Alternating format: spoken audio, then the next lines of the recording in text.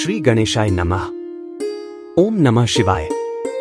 आप सुन रहे हैं शिव पुराण श्री रुद्र संहिता पंचम खंड के 26वें अध्याय से 30वें अध्याय तक।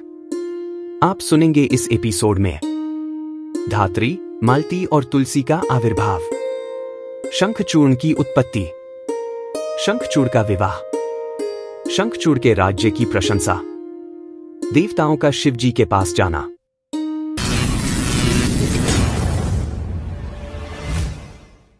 श्री रुद्र संहिता पंचम खंड 26वां अध्याय, धात्री, मालती और तुलसी का आविर्भाव। व्यास जी बोले, हे ब्रह्मपुत्र सनत कुमार जी, जब भगवान श्री हरि विष्णु की माया से मोहित होकर जलंधर पत्नी वृंदा छद्म भेष धारण किए विष्णु जी को अपना पति मानकर उनके साथ रमण करने लगी, तब श्री हरि की भी उनसे प्रीति जुड़ गई। सच्चाई जान लेने के बाद कि जलंधर के रूप में भगवान श्री हरि ने उसके साथ छल किया है, उसने अग्नि में जलकर अपने प्राणों की आहुति दे दी। तब फिर आगे क्या हुआ? भगवान विष्णु कहाँ गए और उन्होंने क्या किया? तुलसी के रूप में वृंदा का जन्म कैसे और कब हुआ? कृपया वह कथा मुझे बताइए। सनत कुमार जी बोले, हे महर्षि, मैं आपके सभी प्रश्नों का उत्तर देता हूं। मेरी कथा सुनिए, आपकी सभी जिज्ञासाएं दूर हो जाएंगी। जब वृंदा ने विष्णु जी द्वारा ठगे जाने पर अपने शरीर का त्याग कर दिया तो भगवान विष्णु को बहुत दुख हुआ और वे वृंदा की चिता की राख को अपने शरीर पर लपेटकर इधर उधर मारे मारे फिरने लगे। इधर जब देवताओं को भगवान श्री हरि विष्णु की इस हालत के बारे में पता चला तो वे सब बहुत चिंतित हुए। उन्हें समझ में नहीं आ रहा था कि वे क्या करें। जगत के पालनकर्ता भगवान विष्णु को इस तरह दर दर भटकना शोभा नहीं देता। जब देवताओं को इस समस्या का कोई हल नहीं सूझा तब वे देवाधिदेव भगवान शिव की शरण में गए। ब्रह्मा जी को साथ लेकर देवराज इंद्र देवताओं सहित कैलाश पर्वत पर पहुंचे। वहां उन्होंने त्रिलोकीनाथ भगवान शिव को हाथ जोड़कर प्रणाम किया और उनकी स्तुति करने लगे। तत्पश्चात शिव के पूछने पर देवताओं ने वहां आने का प्रयोजन शिव जी को बताया। देवताओं ने कहा, हे देवाधिदेव, करुणा निधान, भक्त वत्सल शिव, आप तो सर्वेश्वर हैं, सर्वज्ञाता हैं। इस संसार की कोई बात आपसे छिपी नहीं है। भगवान श्री हरि विष्णु ने दैत्यराज जलंधर की पत्नी वृंदा को जलंधर का रूप लेकर ठगा, परंतु उसके साथ साथ रहते श्री विष्णु की उनमें प्रीति हो गई और अब वे उनका वियोग सह नहीं पा रहे हैं। वे अपने शरीर पर वृंदा की चिता की आग लपेटकर जोगी बनकर इधर उधर घूम रहे हैं। प्रभो, आप उन्हें समझाइए कि वे ऐसा न करें। भगवान, यह जगत आपके अधीन है और आपको ही इस समय उनकी मदद करनी है ताकि वे पहले की भांति होकर अपने कार्यों को पूरा करें। देवताओं की इस प्रकार की प्रार्थना सुनकर भगवान शिव बोले, हे ब्रह्मा जी, हे देवराज इंद्र व अन्य देवताओं, यह सारा जगत माया के अधीन है, परंतु इस जगत की जननी मूल प्रकृति परम मनोहर महादेवी पार्वती इस माया के वशीभूत नहीं है। उन पर इस माया जाल का कोई असर नहीं पड़ता। इसलिए आप भगवान श्री हरि विष्णु के इस मोहमाया के जाल को दूर करने के लिए आदि देवी प्रकृति की आधारभूत देवी पार्वती की शरण में जाइए। यदि आपके द्वारा वे प्रसन्न हो गईं तो आपकी हर एक समस्या का समाधान हो जाएगा और वे आपके कार्यों को पूर्ण करेंगी। देवाधिदेव महादेव भगवान शिव के इन वचनों को सुनकर सभी देवताओं को अत्यंत प्रसन्नता हुई और वे भगवान शिव से आज्ञा लेकर मूल प्रकृति की शरण में चले गए। इस प्रकार जब देवता प्रकृति देवी की शरण में जा रहे थे उस समय वहां आकाशवाणी हुई, हे देवताओं, मैं ही तीन प्रकार से तीनों प्रकार के गुणों से अलग होकर निवास करती हूं।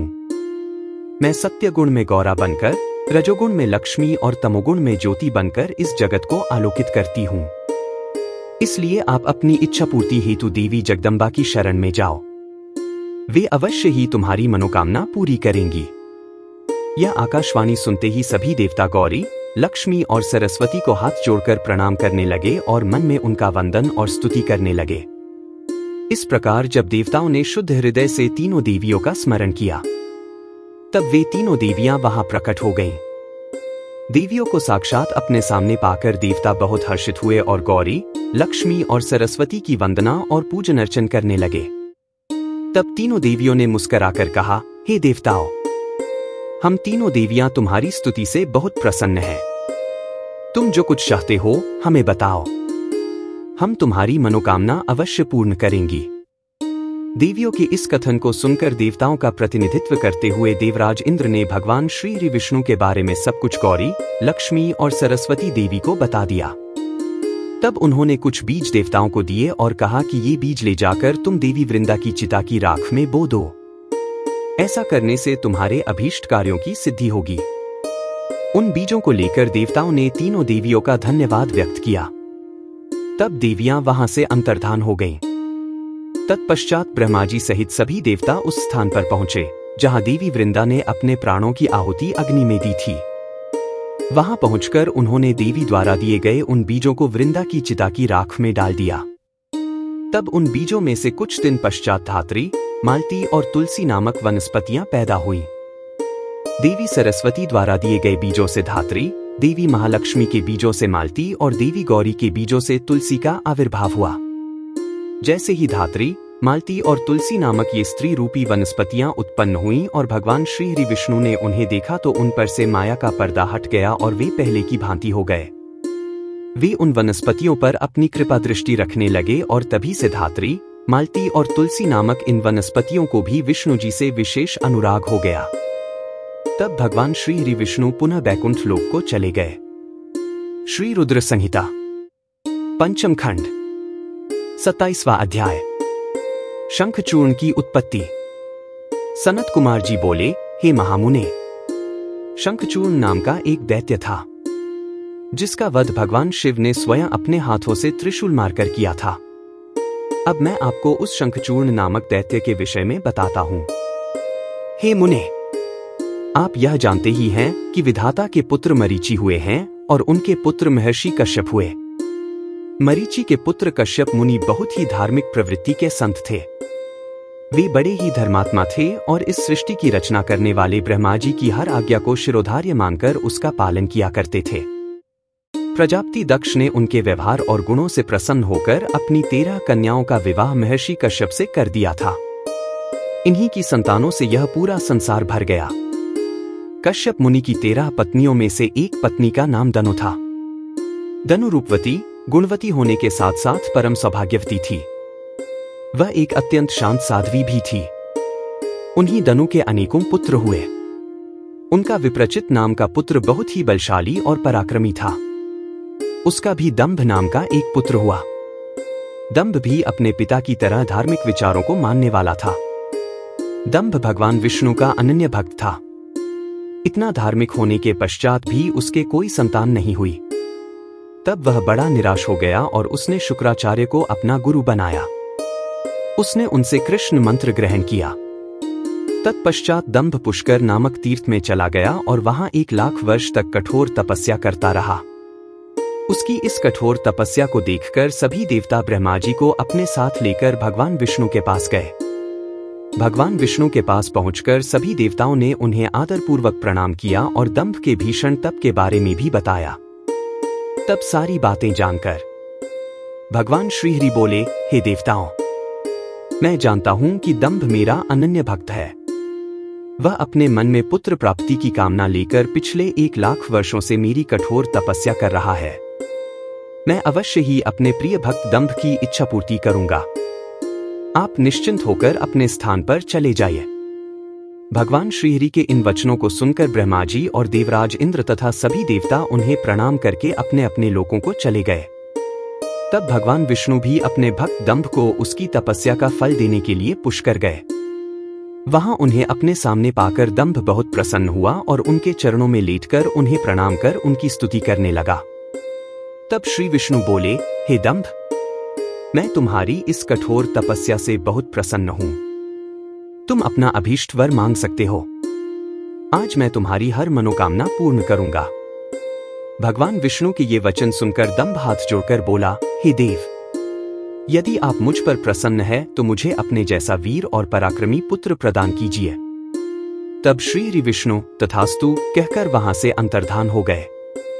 इसके बाद दंभ भी प्रसन्नतापूर्वक अपने घर लौट आया। कुछ समय पश्चात दंभ की पत्नी गर्भवती हुई। तब दंभ के घर में एक अलौकिक तेज विद्यमान था। समय आने पर दंभ की पत्नी के गर्भ से एक पुत्र का जन्म हुआ। मुनियों ने उसका नामकरण संस्कार करके उसका नाम शंखचूड़ रखा। श्री रुद्र संहिता पंचम खंड 28वां अध्याय। शंखचूड़ का विवाह। सनत कुमार जी बोले, हे महर्षि, भगवान श्री हरि विष्णु के वरदान के फलस्वरूप दंभ को एक वीर पराक्रमी पुत्र की प्राप्ति हुई, जिसका नाम शंखचूड़ रखा गया। शंखचूड़ भी धार्मिक था। अपने परम पूज्य गुरु के अमृत वचनों का शंखचूड़ के मन पर गहरा प्रभाव पड़ा और वह पुष्कर नामक तीर्थ में जाकर एकाग्र मन से तपस्या करने लगा।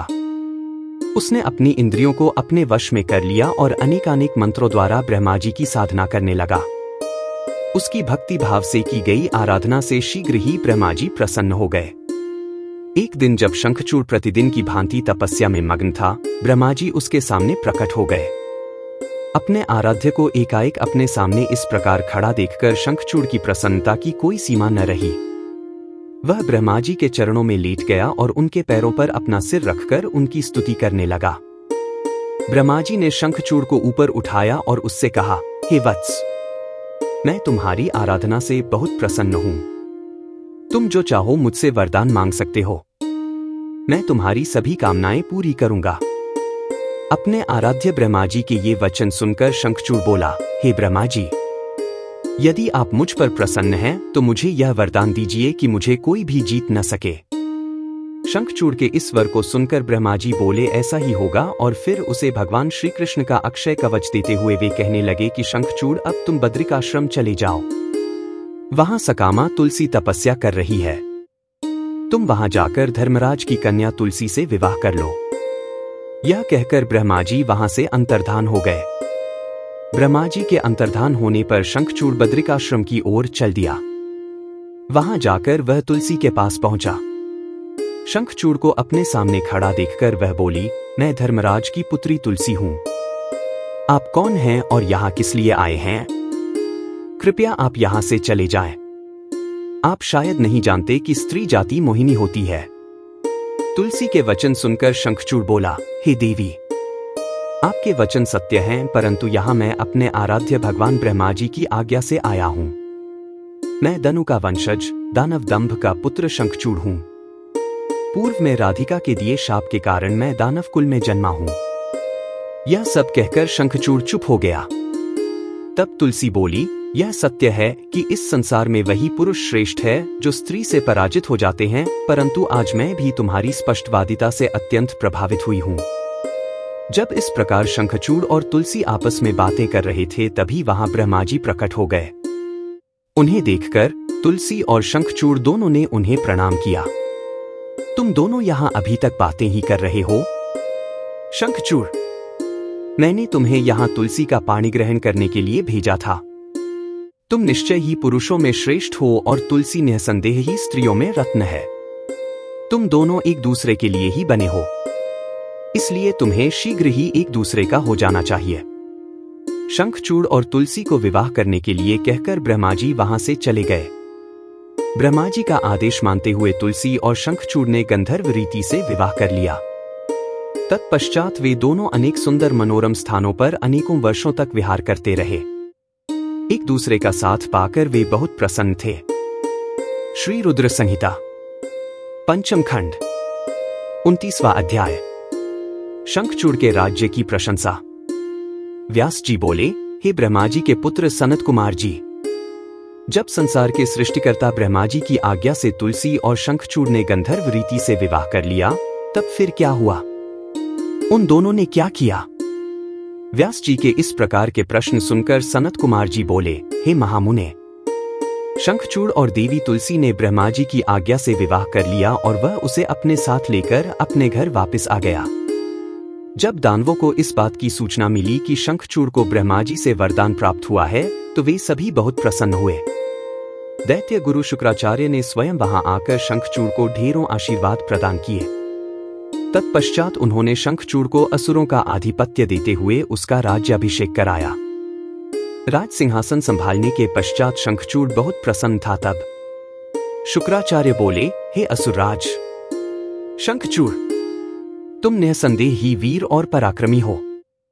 तुम्हें आज असुरों का राज्य सौंपकर मुझे बहुत हर्ष हो रहा है। अब इस राज्य का विस्तार करना और असुरों की रक्षा करने का दायित्व तुम्हारा है। मुझे तुम्हारी प्रतिभा पर पूरा विश्वास है। यह कहकर दैत्य गुरु शुक्राचार्य वहां से चले गए। उनकी आज्ञा शिरोधार्य कर शंखचूड़ राज्य करने लगा। उसने अपने राज्य का विस्तार करने के उद्देश्य से अपनी विशाल सेना को इंद्रलोक पर आक्रमण करने का आदेश दे दिया। वह स्वयं भी उस युद्ध में जा खड़ा हुआ। असुरों और देवताओं में बड़ा भयानक युद्ध शुरू हो गया। देवताओं ने अनेक असुरों को मार गिराया, अनेकों को घायल कर दिया। यह देखकर असुर सेना विचलित होकर इधर उधर भागने लगी। इसे देखकर असुरराज शंखचूड़ का क्रोध 7वें आसमान पर जा पहुंचा। अपनी पूरी शक्ति से युद्ध करते हुए उसने देव सेना को खदेड़ दिया। दैत्यराज शंखचूड़ से डरकर देव सेना तितर बितर हो गई और अपने प्राणों की रक्षा के लिए गुफाओं और कंदराओं में जाकर छुप गई। महाबली वीर प्रतापी शंखचूड़ ने स्वर्ग पर अधिकार कर लिया और स्वर्ग के सिंहासन पर विराजमान हो गया। सूर्य, अग्नि, चंद्रमा, कुबेर, यम, वायु आदि सभी देवता शंखचूड़ के अधीन हो गए। अनेक देवता शंखचूड़ के डर से भाग निकले। जो देवता वहां से भाग निकले थे वे अपने प्राणों की रक्षा के लिए इधर उधर मारे मारे फिर रहे थे। जब उन्हें यह समझ नहीं आया कि अब वे क्या करें और कहां जाएं, तब वे सब देवता मिलकर ऋषिमुनियों को साथ लेकर ब्रह्मा जी की शरण में गए। ब्रह्मा जी के पास पहुंचकर देवताओं ने उन्हें प्रणाम कर उनकी स्तुति की। तत्पश्चात उन्होंने शंखचूड़ के आक्रमण और स्वर्ग पर उसके आधिपत्य के बारे में सब कुछ ब्रह्मा जी को बता दिया। ब्रह्मा जी ने आश्वासन देते हुए कहा कि इस विषय में भगवान विष्णु ही हमें कोई सही मार्ग बता सकते हैं, अतः हम सभी को उनके पास चलना चाहिए। यह कहकर वे सब श्रीहरि से मिलने के लिए बैकुंठ लोक को चल दिए। बैकुंठ लोक पहुंचकर देवराज इंद्र और ब्रह्मा जी सहित सभी देवताओं ने लक्ष्मीपति विष्णु जी की स्तुति की और उन्हें सारी बातों से अवगत कराया। देवताओं का दुख सुनकर विष्णु जी ने उन्हें ढाढ़स बंधाते हुए कहा, हे देवताओं, आप इस प्रकार दुखी न हो। मैं शंखचूड़ के बारे में सभी कुछ जानता हूं। पहले वह मेरा अनन्य भक्त था। इस बारे में हमें देवाधिदेव महादेव जी से विचार विमर्श करना चाहिए, क्योंकि वे ही इस समस्या का सही समाधान बता सकते हैं। यह कहकर वे ब्रह्मा जी और अन्य देवताओं को अपने साथ लेकर शिवलोक की ओर चल दिए। श्री रुद्र संहिता पंचम खंड 30वां अध्याय। देवताओं का शिव जी के पास जाना। सनत कुमार जी बोले, हे व्यास जी, इस प्रकार ब्रह्मा जी और अन्य देवताओं को अपने साथ लेकर विष्णु जी भगवान शिव से मिलने के लिए शिवलोक पहुंचे। वहां शिवलोक में भगवान शिव के सभी गण उन्हें घेर कर खड़े हुए थे। भगवान शिव अपनी प्रिय देवी पार्वती के साथ सिंहासन पर बैठे हुए थे। भगवान शिव ने अपने शरीर पर भस्म धारण की हुई थी। उनके गले में रुद्राक्ष की माला थी। त्रिनेत्रधारी भगवान शिव शंकर देवी पार्वती के साथ बैठे वहां अद्भुत शोभा पा रहे थे। उनका वह अद्भुत और दिव्य रूप देखकर भगवान विष्णु, ब्रह्मा जी, देवराज इंद्र सहित अन्य सभी देवताओं को बहुत प्रसन्नता हुई। उन्होंने देवाधिदेव कृपानिधान भगवान शिव को हाथ जोड़कर प्रणाम किया और भक्तिपूर्वक उनकी स्तुति करनी आरंभ कर दी। देवता बोले, हे करुणानिधान, हे भक्तवत्सल भगवान शिव, आप सर्वेश्वर हैं। आप परम ज्ञानी हैं। आप सब कुछ जानने वाले हैं। प्रभु, आपकी आज्ञा से ही इस संसार में हर कार्य होता है। आपकी आज्ञा के बिना एक पत्ता भी नहीं हिलता। भगवान, आप तो सब कुछ जानते हैं। हे भक्तवत्सल, आप सदा ही अपने भक्तों की रक्षा करते हैं और उनकी सभी इच्छाओं को पूरा कर उनके अभीष्ट कार्यों को पूरा करते हैं। भगवान, हम इस समय बड़े दुखी होकर अपने प्राणों की रक्षा के लिए आपकी शरण में आए हैं। दानवराज दंभ के पुत्र शंखचूड़ ने बलपूर्वक हमारे राज्य पर अपना अधिकार कर लिया है। उसने अनेक देवताओं को अपना बंदी बना लिया है और देवसेना को घायल कर कईयों को मौत के घाट उतार दिया है।